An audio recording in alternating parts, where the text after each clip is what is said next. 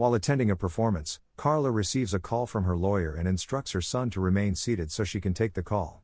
During the conversation, her phone unexpectedly runs out of battery, abruptly ending the call. When she returns, she discovers that her son is missing from where she left him. Confusion morphed into dread as she frantically scanned the crowd. Has anybody seen a little boy with short curly hair? Should I call the police? Yes, call the police. Her voice trembling as she asked those nearby if they had seen him. Each negative response felt like a knife twisting in her gut. Then, out of the corner of her eye, she caught a glimpse of a woman in the parking lot, her son cradled in the stranger's arms. Without a second thought, Karla launched into a desperate chase, adrenaline pumping as the woman darted toward a waiting car. Tires screeching as it sped away. But Karla's resolve hardened. She would not let them escape.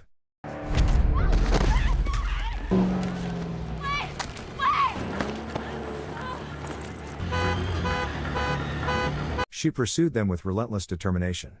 Now, let's explore how this harrowing situation began. In the opening scene of the story, we are introduced to a baby boy named Frankie McCoy, who is shown as he grows through various stages of early childhood, primarily under the nurturing care of his mother, as conveyed by a reflective voiceover. Fast forward 6 years, we meet Karla Dyson, a resilient single mother working as a waitress in a bustling diner. She navigates the challenges of dealing with rude customers in an understaffed environment, all while striving to provide for herself and young Frankie, who sits on the counter nearby.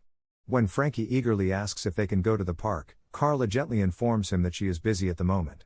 Fortunately, her boss soon approaches with good news. He has called in her coworker, allowing her to leave since her shift has ended. Grateful for the opportunity to spend quality time with Frankie, she drives him to the park for an afternoon of fun in the playground. While Frankie plays nearby, Karla settles on a bench to relax. A friendly man takes a seat beside her and initiates a conversation about Frankie. Later, Karla decides to take Frankie to watch a performance, but just as she becomes engrossed in the moment, her phone rings. She leaves Frankie momentarily on the bench with his recording toy to answer the call, which turns out to be from her lawyer. The conversation quickly turns serious when she learns that her ex-husband is seeking full custody of Frankie. Panic and frustration surge within her at the thought of losing her son, but just as she tries to express her concerns, her phone battery dies mid-conversation, leaving her in a state of uncertainty. Her worst nightmare unfolds sooner than she ever imagined. When she returns to the bench, her heart sinks as she finds only Frankie's recording toy, and he is nowhere in sight. Panic grips Karla as she frantically questions those nearby, calling out for her son, but each inquiry is met with a shake of the head and a look of indifference. Desperate, she calls Marco, hoping that Frankie will respond to their familiar game of Marco Polo, but the silence on the other end only deepens her dread. With frustration mounting, Karla rushes to the parking lot, her mind racing with fear. There, her heart drops as she spots Frankie being forcibly shoved into a green Ford Mustang by an unknown woman, while a man waits behind the wheel. Karla sprints toward the car, gripping the side in a desperate attempt to save her son as the vehicle speeds away. In the chaos, she loses her grip and tumbles to the ground, her phone slipping from her bag and clattering away, but she keeps her eyes wide open, refusing to lose sight of the Mustang that has taken her son. Determined and fueled by a surge of adrenaline, she races back to her car, her heart pounding as she begins the pursuit through the streets and onto the highway. At a red light, desperation takes over. She leaps from her vehicle and pounds on the Mustang's door, screaming for them to release her child. She turns to the other drivers, pleading for help. As the light turns green, the Mustang surges forward, and Karla scrambles back into her car, her prayers for Frankie's safety spilling from her lips in every language she knows. The kidnappers, intent on evading her, take a sharp exit off the highway, forcing Karla to slam on her brakes, narrowly avoiding a collision. Heart racing, she quickly shifts into reverse to follow them, her mind racing with thoughts of how to alert someone for help. She spots a nearby driver but struggles to convey her urgent message. He cannot hear her frantic cries. Finally, she manages to close the distance between herself and the Mustang, tailing it closely. In a desperate attempt to deter her, the woman in the backseat begins tossing various items and a toolbox out of the window, hoping to obstruct Karla's path. With quick reflexes, Karla swerves to avoid a debris, but one of the thrown tires strikes an SUV behind her, causing a chaotic crash. As she continues her relentless pursuit, she silently prays that this chaos will be captured by the news. Turning on the radio, she is met with silence regarding the accidents, igniting a fire of anger within her. She accelerates toward the kidnapper's car, shouting for them to return her son. When they realize they cannot shake her off, they resort to a cruel tactic. They brandish Frankie at knife point from the window, forcing Karla to take an exit onto a different route. As she watches the Mustang speed away with her son inside, she clutches a picture of Frankie tightly in her hands and vows that she will never stop pursuing him until he is safe in her arms again. In that moment, she knows she must allow them to take him if it means saving his life. Yet, in a heartbeat, Karla's resolve shifts. She veers off-road, determined to rejoin the Mustang's path, shadowing it from a safer distance. As she navigates the chaos, the radio crackles with news of police pursuing her for causing the accidents, and her frustration mounts when they apprehend another red van instead of her. Despite the setbacks, Karla's determination to lead law enforcement to her son's abductors remains unshaken. Desperately, she fumbles for Frankie's recording toy, hoping to capture details about the kidnapper's vehicle. To her shock, the device reveals a conversation between Frankie and the female kidnapper, who identifies herself as Margot. She had lured Frankie into the parking lot with deceitful words, claiming that Karla awaited him there. As she drives on, a police officer on a motorbike comes into view. In a frantic bid to get his attention, Karla drives recklessly. The officer motions for her to pull over for questioning, but she pleads with him about her son's abduction in the Mustang just ahead. In that critical moment, the kidnappers barrel toward the officer, crushing his bike between their vehicles. The collision sends the officer tumbling as they veer off-road, with the Mustang finally coming to a halt, closely followed by Karla. Terrence, the male kidnapper, exits his car brandishing a knife, approaching her menacingly. Instinctively, Karla retreats into her vehicle and reverses, but then an unwavering determination surges within her. She pivots her car toward him, prioritizing her son's safety above all else.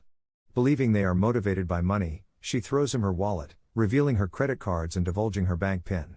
All she wants is Frankie back. She promises not to report them to the police if they let him go and vows not to pursue them again. Terrence remains unfazed by Karla's threats as he takes her wallet and strides back to the car. Just then, Karla hears Frankie's voice calling out for her, a sound that pierces through her anxiety. Margot, the female kidnapper, emerges from the vehicle, clutches Karla's wallet, and approaches her with a chilling demand. She asks if Karla has $10,000. When Karla reluctantly confirms she does, Margot reveals her plan. She will ride in Karla's car while Frankie is taken with Terrence in the Mustang until the money is handed over. Though fear grips her, Karla hesitates to unlock her door, but Margot's cold reminder that her partner would rather kill both her and Frankie than forego the ransom forces her hand. With a heavy heart, Karla unlocks the door, allowing Margot to slide into the back seat. Margot instructs her to follow the Mustang, and as they hit the road, she assures Karla that she will call Terrence to release Frankie once the money is secured. As they drive, tension mounts until they enter a tunnel where Margot suddenly turns aggressive, attempting to wrest control of the car from Karla. In a desperate struggle for survival, Karla manages to defend herself and hurls Margot out of the moving vehicle, leaving behind her jacket. Just before exiting the tunnel, Karla glances back and sees the kidnapper's car waiting ahead. Margot is still alive and advancing toward her. In a moment of quick thinking, Karla dons Margot's jacket to create the illusion that Margot is still in control of the car and signals Terrence to keep driving. Determined to stay on their trail, Karla follows the Mustang closely but soon notices her gas gauge dipping dangerously low. Terrence, spotting her in pursuit, slows down only to recognize her presence behind the wheel. In a sudden burst of speed, he accelerates and hangs Frankie off the side of the Mustang, forcing Karla to slam on her brakes in a panic as they speed away. Now desperate and losing sight of them, Karla pulls over at a nearby pier, where a fisherman is casting his lines. She urgently calls out to him for help, pleading for someone to dial 911 as she relays details about her son's kidnapping and describes the Mustang GT before resuming her frantic search for Frankie. Karla returns to the highway, confronted with 3 different routes ahead of her. Trusting her instincts, she selects one and presses on. As she drives, a plume of smoke catches her eye, evidence of a crash on a nearby road. Compelled by urgency, she veers toward the scene. A line of cars is stalled due to the accident, and her heart races as she spots the Mustang, now overturned and battered. Rushing towards it, she is met with an unsettling emptiness. Terrence and Frankie are nowhere to be found. A bystander informs her that they fled on foot down another road, prompting Karla to share her dire situation before she speeds off toward the nearest police station. Bursting into the station, she urgently relays the details of Frankie's kidnapping to the officer on duty, painting a vivid picture of Margot and Terrence. However, when the officer assures her that a search will commence within the hour, panic surges through Karla. Every second counts, and she fears for her son's life. Desperate to take action, she asks the officer for a phone to contact someone. She chooses to call her ex-husband, but only reaches his answering machine. Frantically leaving a message about Frankie's abduction, her eyes drift to a bulletin board cluttered with missing children's posters. A chilling realization strikes her: if she waits for the police to act, Frankie might soon become just another face on that wall. With renewed determination, Karla bolts from the station and resumes her search. She canvasses the area for anyone who might have seen Terrence or Frankie until her gaze falls upon Terrence's jacket discarded atop a trash bin. Just then, a cacophony of car alarms fills the air as a black car careens out of a parking lot. It's Terrence. Without hesitation, Karla gives chase, her heart pounding as she collides with the vehicle in an attempt to stop him. But Terrence shows no remorse. He accelerates, striking a woman in the street without a second thought. In horror, Karla watches as the injured woman crawls helplessly in the middle of the road, oblivious to an oncoming car. Fueled by instinct and desperation, Karla swerves her vehicle into the path of danger, determined to shield the woman from being run over. Karla is clearly injured and suffering from a concussion due to the crash, yet the sight of Terrence escaping ignites a fierce determination within her. She presses down on the accelerator once more, desperately pursuing him. Although she eventually catches up to Terrence, she realizes her fuel is dangerously low. Spotting him preparing to dangle Frankie from the car door again, she knows she must act decisively. She begins ramming his vehicle in a last-ditch effort to stop him. As her tank runs dry, she leaps from her car and sprints after Terrence, but he soon disappears from view. Confused and frantic, she notices a truck approaching and pleads for the driver's assistance. The driver urges her to climb aboard, but in a shocking turn of events, Terrence's car collides with the truck, sending it careening into a ditch. When Karla finally regains consciousness, she finds the driver still unconscious beside her and decides to exit the truck. As she approaches Terrence's vehicle, she discovers him slumped over, also unconscious. However, her relief is short-lived when she realizes Frankie is nowhere to be found. Suddenly, Terrence stirs awake, brandishing a shotgun, forcing Karla to dodge his shots in a frantic bid for survival. She retreats to her own car, but Terrence relentlessly tries to break in, shattering the side window in his attempt to reach her. In a desperate move to save herself, Karla seizes his arm while evading the bullets and releases the handbrake, sending the car rolling downhill until it crashes into a tree. The impact proves fatal for Terrence. Dazed and confused, Karla calls out for Frankie but receives no answer. In the aftermath of the chaos, she discovers Terrence's identity and address from his ID card. Using her navigation system, she learns that his home is just 2 miles away. Fueled by hope, she sets out on foot, praying that Frankie is being held there.